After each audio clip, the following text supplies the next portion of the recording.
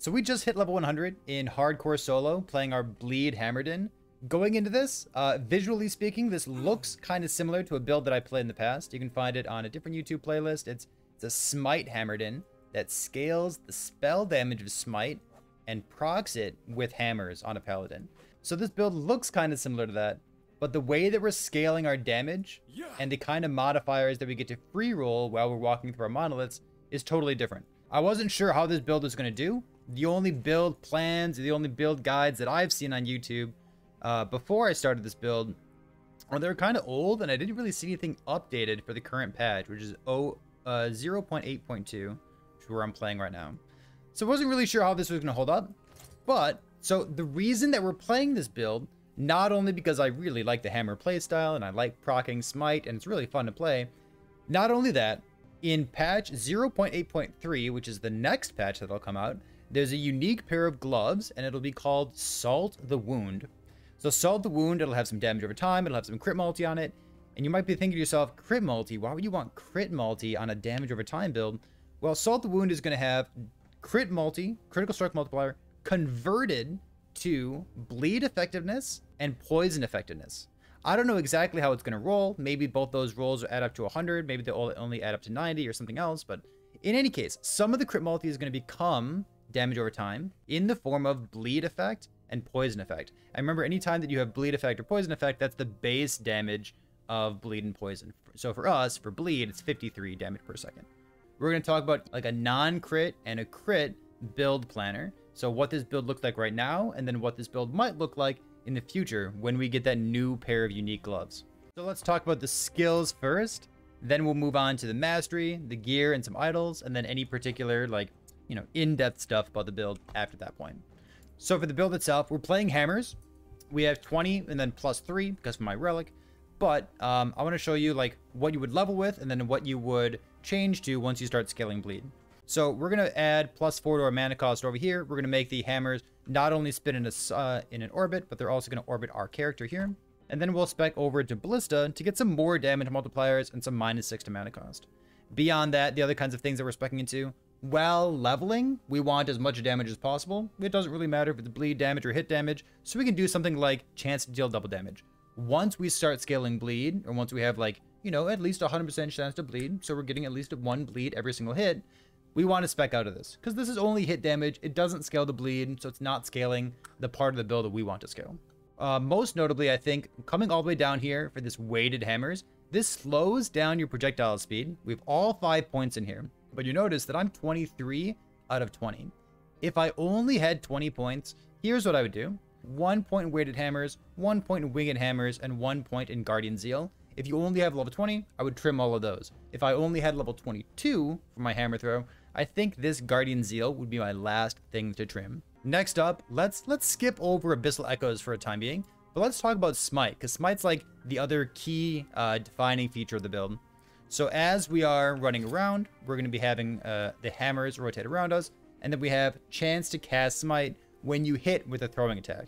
So the 3 main things that we get out of Smite, first of all, is this node all the way on the left. This is Righteous Flurry. We have 5 out of 5 points for 50% increased attack speed, which feels phenomenal. This is just like a great inclusion in the build. The second thing that Smite does for us is, believe it or not, we've got 4 out of 4 points for Smite healing in a large area, and then 3 out of 3 points for Smite healing allies for more health.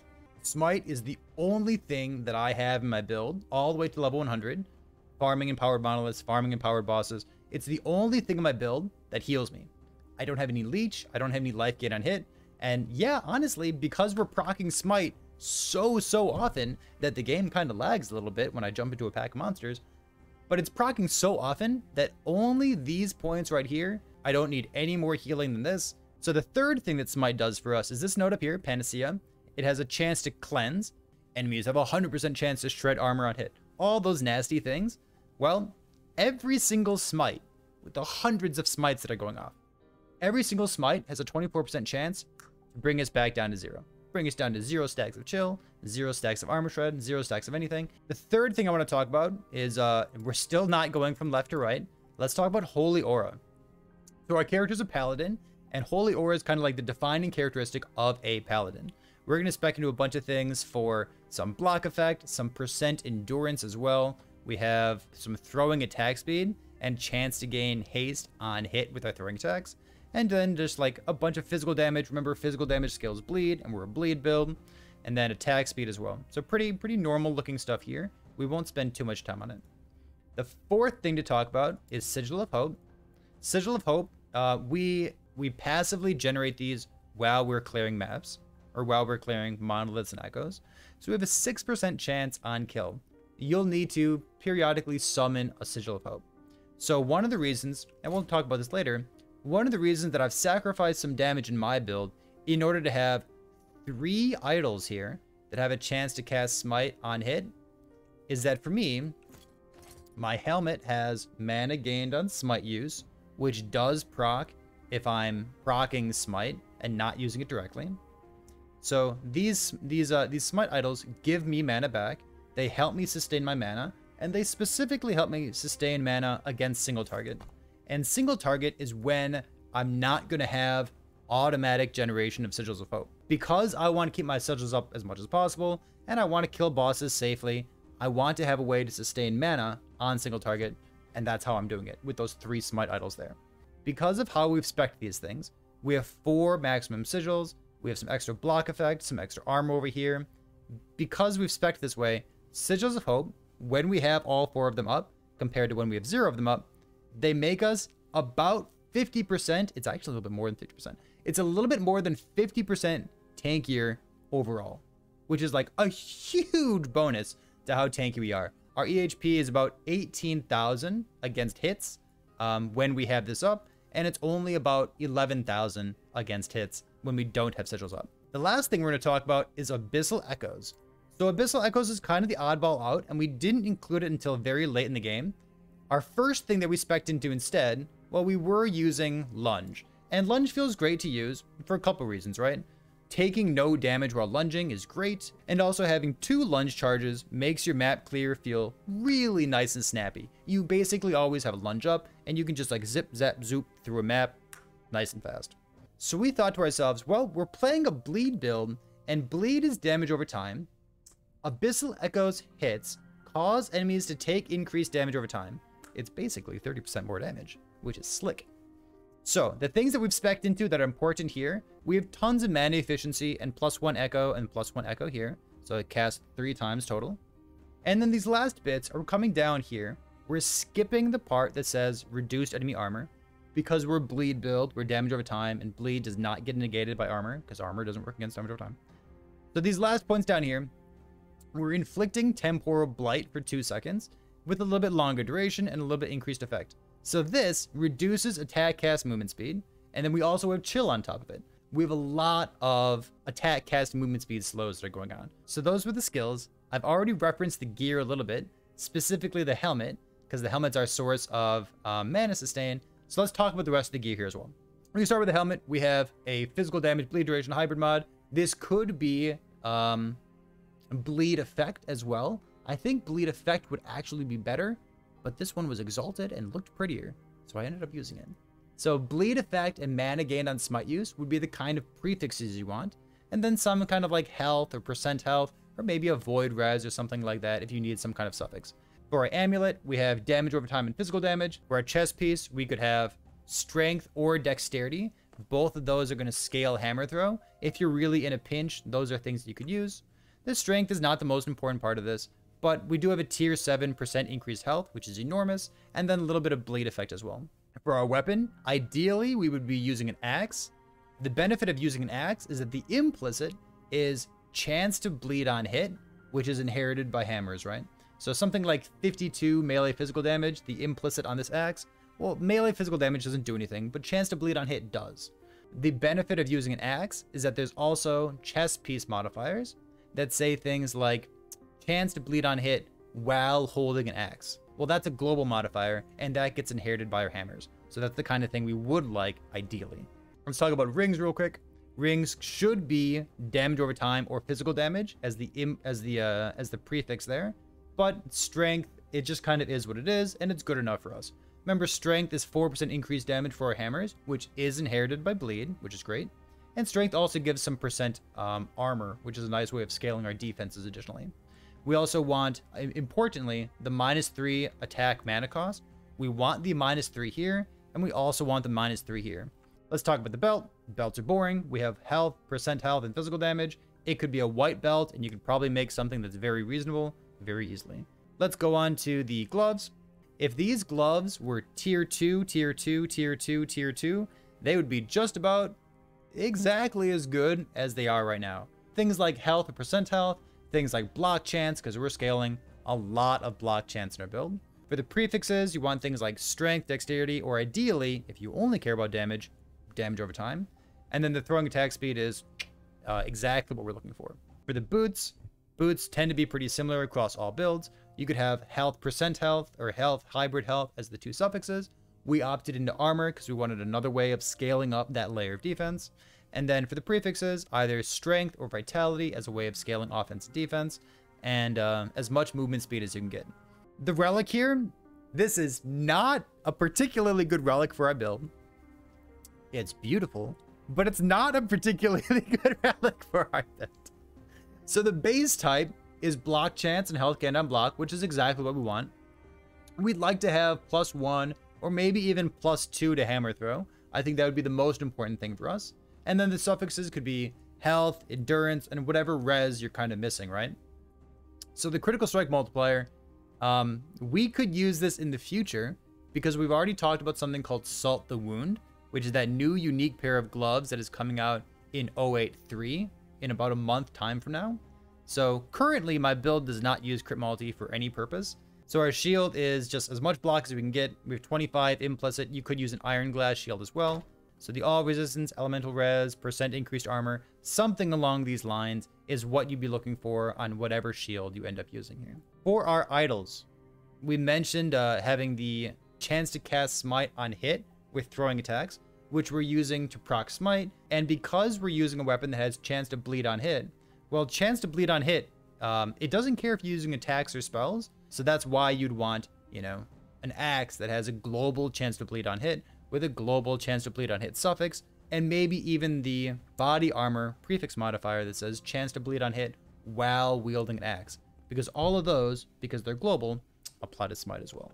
Other things that you can look for would be like bleed duration, physical damage over time, maybe health and resistance, health and percent health, and maybe some extra Ellie res, damage over time, or fizz res and damage over time. If you did not care about your mana situation, and you wanted to really juice up your single target damage as much as possible, then you might be considering things like this as well. So we have a long 1x4 here. You could have chance to bleed on hit, which goes up to 36, and then a suffix of chance to bleed on hit while at high health. You can only use 2 of these, and they remove the option of using any of these 2x2 idols. So I ended up not using these, but these should be on your radar, especially if you want to put these onto your loot filter if you're going to play this build. The other things to keep in your eye out for, this is bleed duration and block effects. Or like this is bleed duration and increased physical damage over time.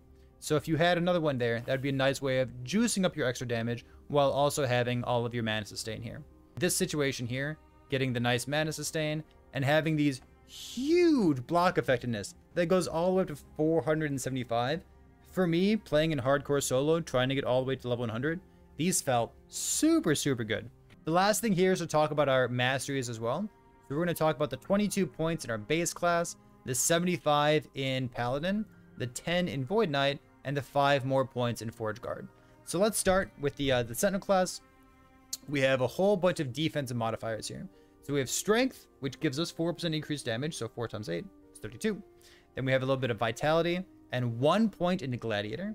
So this is just to get the 3% block chance, but just the 1 point for the 3% block chance. And I think 30 block effectiveness. We have better places to scale block effect elsewhere, so we're not going to spend a bunch of points here. And then we have 75 armor and minus 10% damage taken from nearby enemies. So these are the 22 points here.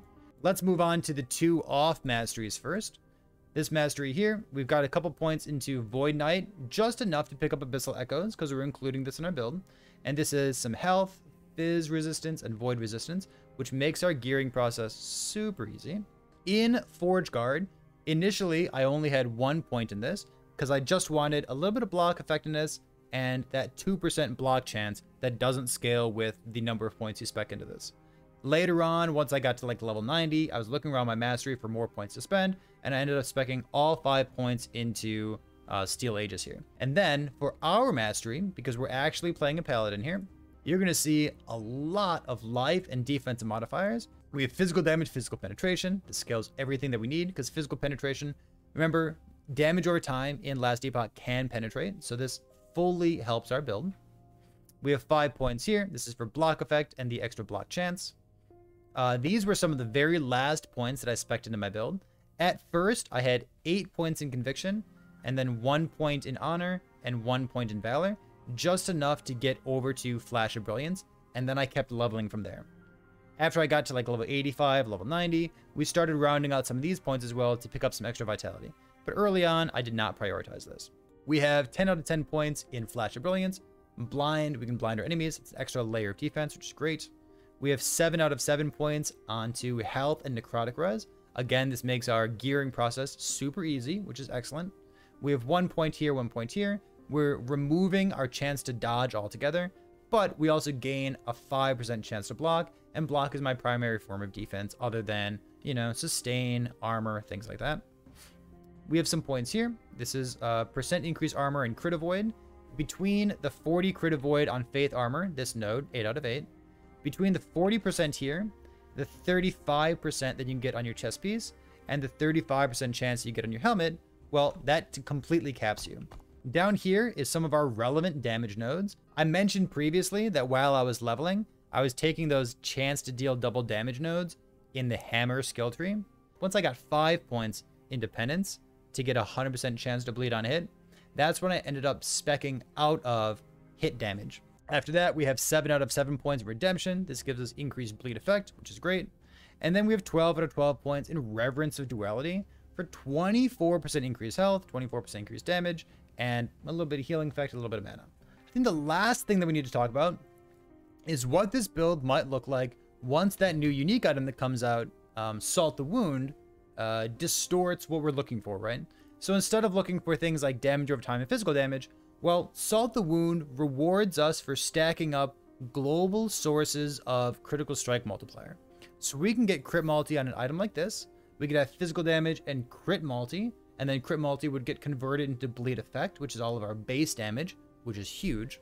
Instead of using a sword, or instead of using an axe like this for global chance to blind on hit, or sorry, global chance to bleed on hit, what you could do instead is, well, a Chris is a level 36 base, and this thing has global crit multi that goes up to 80. So this would be another great way of getting global crit multi that gets converted into bleed effect as well. So you'd want things that say like increased physical damage and then crit multi as your 2 prefixes.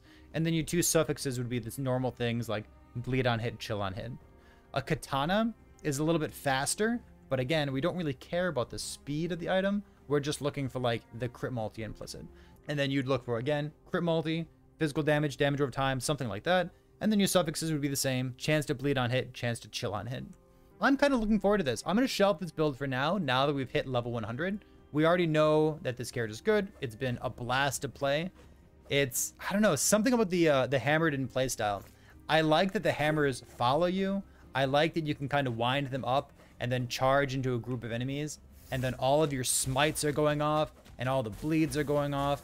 And it just, man, something about this build feels so satisfying to play. I need to move on to a new build. I need to play something else as well. But damn, this one's really fun too. But that's it for me. If you have any questions, you can leave them down in the comments on this YouTube video as well. You can always drop by stream to see what's going on. You can go twitch.tv/parrythepig. And also Discord. I'll make sure that I link Discord in the comments. That tends to be the best place to contact me if I'm offline. I'm not currently streaming. But all 3 of those end up being pretty good. So that's about it. Thanks for being here, and I'll see you next time.